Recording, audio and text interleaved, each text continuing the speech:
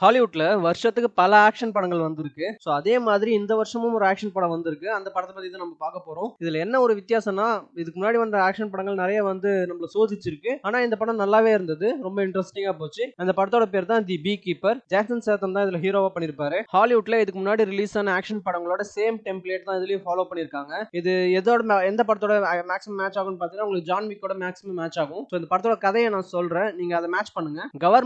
Government கீழே தி பீ கீப்பர்னு சொல்லிட்டு தனியா ஒரு ஆர்கனைசேஷன் சீக்கிரட்டா வச்சு ரன் பண்ணிட்டு இருக்கோம். ஸோ அந்த பீ கீப்பர்ன்ற ஒருத்தரை அப்பாயிண்ட் பண்ணுவாங்க. அவங்க கவர்மெண்ட்டுக்கு தேவையான வேலைகளை, மக்களுக்கு தேவையான வேலைகளை ரொம்ப ரகசியமா செஞ்சு முடிப்பாங்க. லைக் ஜேம்ஸ் பாண்ட் மாதிரியான ஒரு ரகசியமான சீக்ரெட் ஏஜென்ட் அது. அதுல பல வருஷங்களுக்கு முன்னால ஒரு பீ கீப்பரா ஹீரோ இருந்திருப்பாரு. அவர் பேர் இந்த படத்துல வந்து கிளேன் வச்சிருப்பாங்க. ஸோ கிளே தான் இந்த பல வருஷங்களுக்கு முன்னாடி பீ கீப்பரா இருந்திருப்பாரு. அதுக்கப்புறம் அங்கிருந்து ரிட்டையர் ஆயிட்டு நான் ஒரு சாதாரண வாழ்க்கையை வாழ்றேன்னு சொல்லிட்டு ஒரு ஊர்ல வந்து நிஜமாவே பீ கீப்பரா இருப்பாரு. ஸோ அவருக்கு தங்கறதுக்கு இடமும் அவர் தொழில் செய்யறதுக்கான இடமும் வந்து ஒரு லேடி கொடுத்திருப்பாங்க, ஒரு வயசான லேடி கொடுத்திருப்பாங்க. ஸோ அவங்களுக்கு ரொம்ப விசுவாசமா அவர் இருப்பாரு. ஸோ படத்தோட ஸ்டார்டிங்ல என்ன ஆகும் அப்படின்னா, அந்த லேடி வந்து ஒரு ஆர்கனைசேஷன் வச்சு ரன் பண்ணிட்டு இருப்பாங்க அனாதை குழந்தைங்களுக்காக. ஸோ அந்த ஆர்கனைசேஷனோட அக்கௌண்ட்ல வந்து ஒரு $2 million அமௌண்ட் இருக்கும். வில்லன் குரூப் என்ன பண்ணுவாங்கன்னா, இந்த மாதிரி வயசான ஆட்கள் இருக்காங்க இல்லையா, அவங்களோட லேப்டாப்ல ஒரு வைரஸை ஏத்தி அது வந்து அவங்க லேப்டாப்ல பிரச்சனை இருக்குன்னு அவங்கள நம்ப வச்சு அவங்க லேப்டாப்ல அவங்க உள்ள பூந்து அவங்களோட அக்கௌண்ட்ல இருக்க பணத்தெல்லாம் எடுத்துக்கிறது அவங்களோட தொழில். ஸோ அந்த டைப்ல இந்த லேடி கிட்டே அவங்க ஏமாத்தி அவங்க அக்கௌண்ட்ல இருக்க பணத்தை எடுத்துக்கிறாங்க. தான்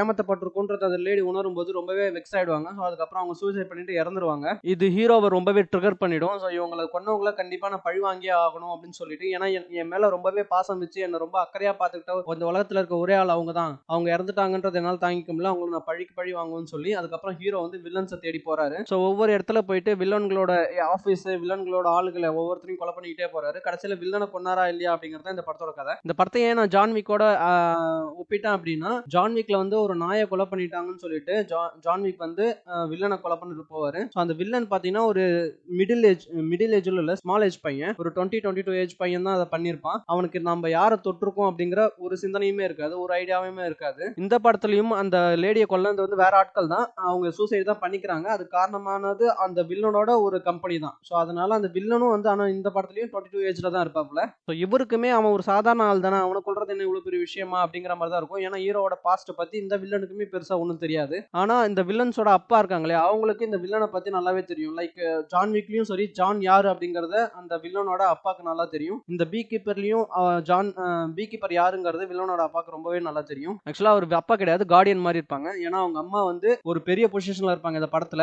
அதை வந்து நான் ரிவீல் பண்ணல, நீங்க படம் பார்க்கும் போது பாருங்க, அது நல்ல ட்விஸ்டா இருந்தது. ஸோ நீ மோதி இருக்கிற ஆள் வந்து ரொம்ப பெரிய ஆள் அப்படிங்கறத வந்து சொல்லுவாங்க. ஆனா அந்த வில்லன்ஸ் வந்து புரிஞ்சுக்க மாட்டாங்க ரெண்டு படத்துலயுமே. ஹீரோ கொஞ்சம் கொஞ்சமா முன்னேறி வில்லனை நெருங்கும் போது அவங்களுக்கு எவ்வளவு பெரிய பிரச்சனைல மாட்டி இருக்குன்றது வில்லன்ஸ்க்கே புரியும். ரொம்பவே பயப்படுவாங்க. இது ரெண்டு படத்துலயுமே நடக்கும். நிறைய இடங்கள்ல எனக்கு ஜான் விக் ஞாபகப்படுத்தினாலுமே இந்த படத்துல ஜேசன் ஸ்டேத்தம் வந்து ரொம்பவே சூப்பரா பண்ணியிருந்தாரு.